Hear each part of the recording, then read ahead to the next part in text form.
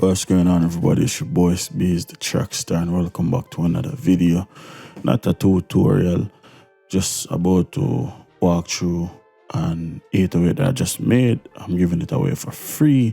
It's actually going to be a whole pack of a single sample 808 that I turn into a whole pack, and I'll explain exactly what I mean in a second. So the 808 in question, the fully dry 808, is this one here from the Hard Vibes Bonus 808s, and is the Carry 808 right here.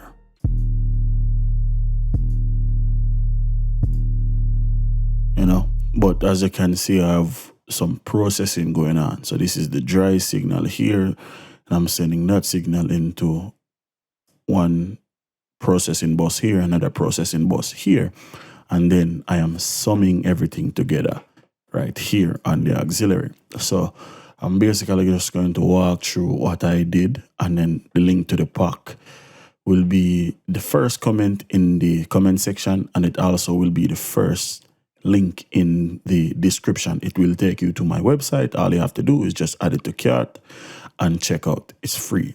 If you want to donate anything, that's up to you, but you don't have to. It's absolutely free. You don't have to sign up or anything like that. Just add it to your cart and check out. So let's play this pattern. This is from a beat I just did called Volt. I just released the video for me making that beat. So this is one of the 808 patterns. I will play it dry without all of the processing at first, and I'm actually going to play it without the second 808. So let's turn that off, and this is just the pattern dry in its entirety. Let me shorten this one so it doesn't, I don't want it to loop back around, so I'm going to move this over a couple of bars like that. So this is the pattern, no processing whatsoever.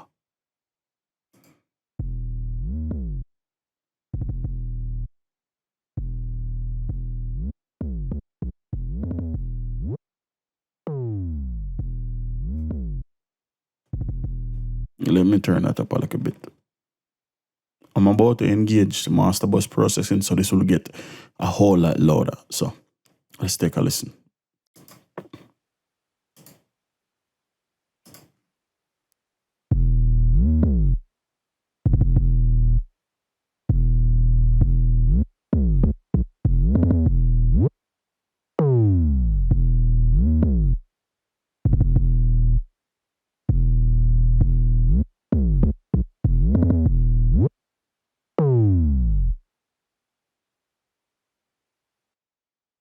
Cool.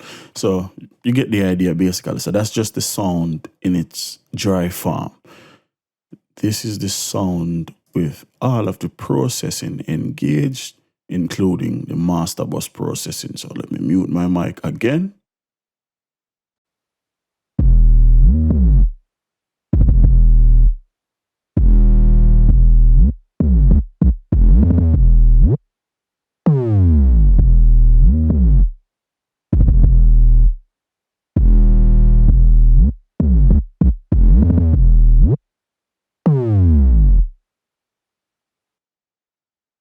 Cool. Let's walk through it and see how we achieve that.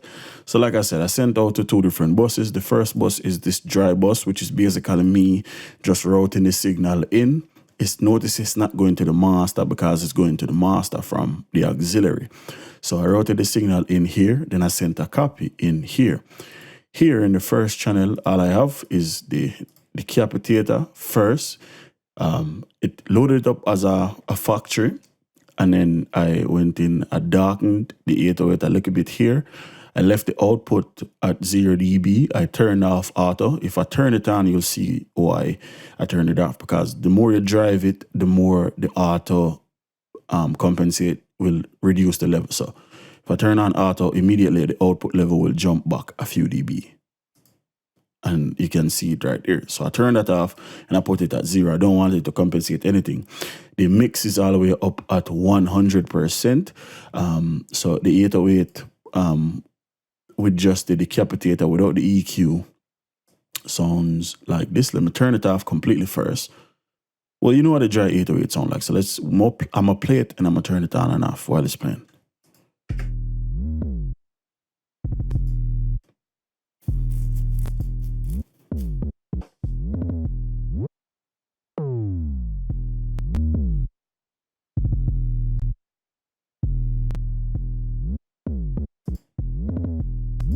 Yeah, and as you can hear, it adds a little bit of low end because it's distortion, and I mean it's harmonics. So it adds a little bit of low end. It gives it a little bit of a tone. This is a dry, like I said, this is the dry channel, so I don't really want the tone. So that's basically why I added the Pro Q afterwards. So I kind of clean up a little bit of the low end because I didn't really want all that character. I didn't touch the top part of the 808, and you'll see why once I play it. The EQ basically just kind of adds some clarity. That's really what I wanted to clear it up a little bit because, like I said, it's the dry 808. I don't really want too much color, too much tone in there, basically. So without the EQ, and then with it,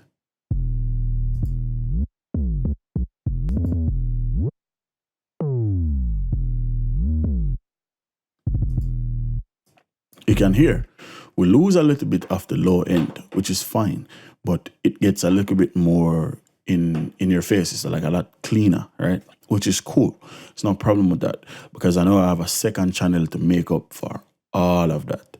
And what I did on the second channel is the reason why the 808 really had kind of changed, basically. So here on the second channel, if I turn it on and I let you hear that by itself, dry first, or actually you don't need to hear it dry because it's going to sound just like the other 808. So this is with the processing on here. Let's close these.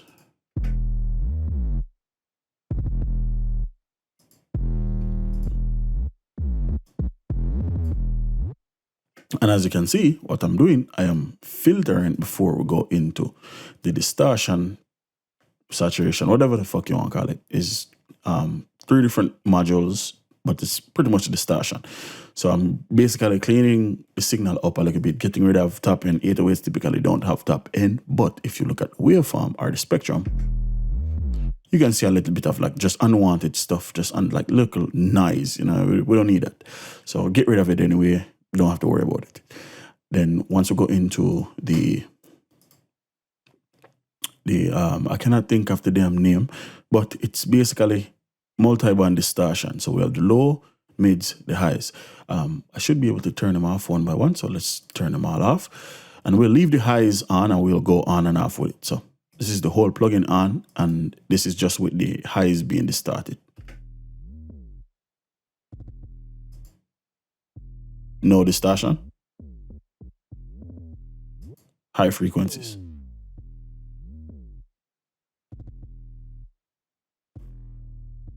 You can hear that only certain frequencies really get attacked. You know, like I said, it's multi-band distortion. So let's add the mids to it now. Let's turn on the master bus processing so we can hear what's going on. I'm turning on my mic. All right, cool. So if we listen to this now,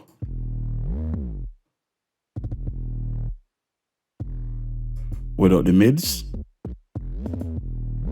with the mids, then with the lows,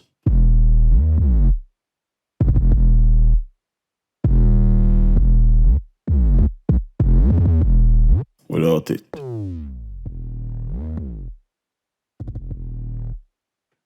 It just sounds so good. So everything together now from the top. Let's bring up all these.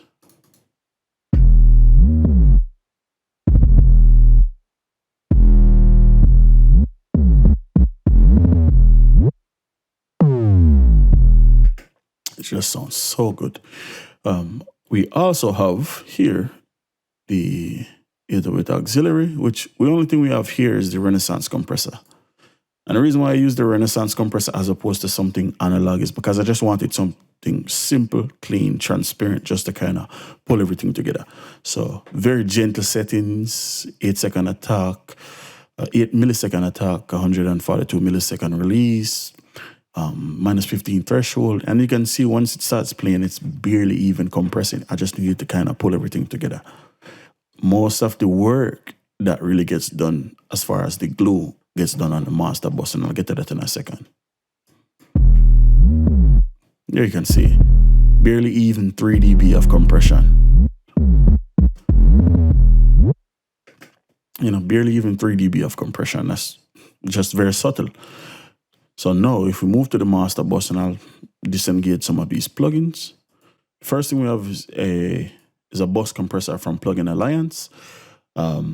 Kind of aggressive, or not, no, kind of relaxed or super relaxed settings. This is pretty much the settings for my bus compressors, regardless of which one I'm using. If it's anything like the SSL style bus compressor, the API 2500, this is basically the setting that I am using. So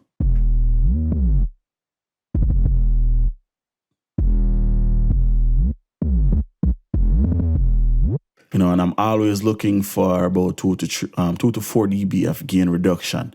The sidechain filter is engaged because I don't want to compress anything below 140, 150, because that basically that can trick the compressor's threshold. If you have bass and kicks punching and punching and punching, that can kick or trick the compressor to compress. And remember, when it compresses, this is not multi-band compression, it's compressing everything, but it's really being triggered by the kick and the bass, and that is where most of the energy is.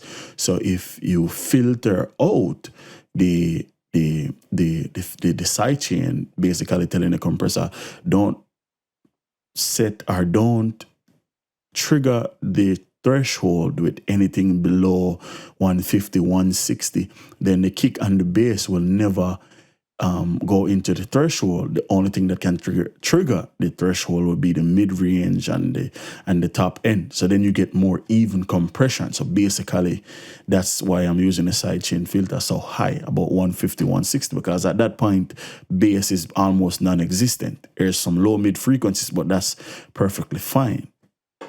So from there, I go into an EQ. Typically, I'll either use the stock FL Studio EQ, this Sonax EQ, or the FabFilter Pro Q3, and I'm pretty much using the same exact setting. Another EQ that I probably would use is the Crave DSP Crave EQ, and I'm using the same exact setting. I'm rolling off the low end and I'm rolling off the top end. Here you can see I'm rolling off everything up to 32 Hertz. So if I turn that off,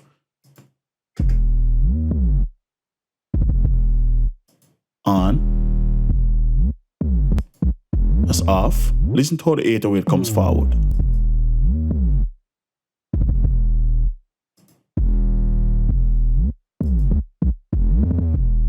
You know, it just adds a little grit and it just brings it forward a lot. This is pretty much my master bus 90% of the time. From there, I'm going to tape machine. I already know what it is. And the setting that I'm using is this preset called Mastering, Fat, Tight, and Open. The only changes between my current settings and the setting from the VST is that I have the noise level all the way down and I have the saturation up to 0.8. Typically, the saturation is off and the noise level is halfway up. I always turn that off. The reason for that is what it does, it gives me a fatter low end and it adds air. So if you listen to the 808 now, even just listen to my voice coming through, like my voice actually gets some air to it. You know what I mean? You can listen to the S and the C's and a lot of that stuff. It's just that cuts through a lot more. So that's basically what I'm adding with that. So when I play it, you will hear the 808 kind of get just even more of just like it's like going from, like, how would I describe it, like Goku going from regular form to Super Saiyan, for those who watch Dragon Ball Z. So that's basically what I'm getting at with this. So listen.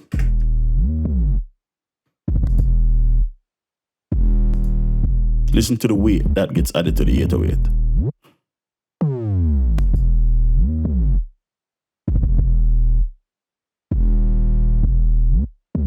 It's just awesome. Then we have the Pro L2. What I'm doing with this is just gain, literally just gain. I'm not touching anything else. I'm just boosting 3 dB. So that's the only noticeable difference between the Pro L on and off, is the gain will go up a lot.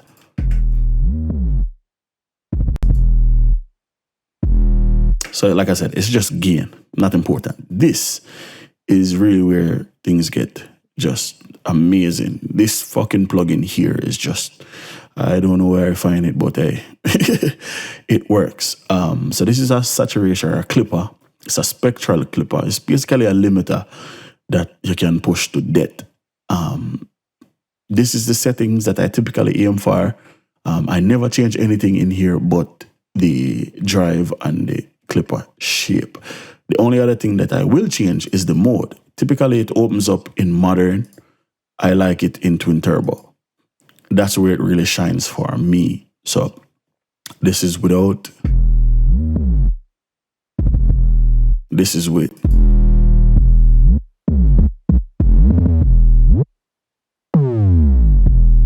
Without.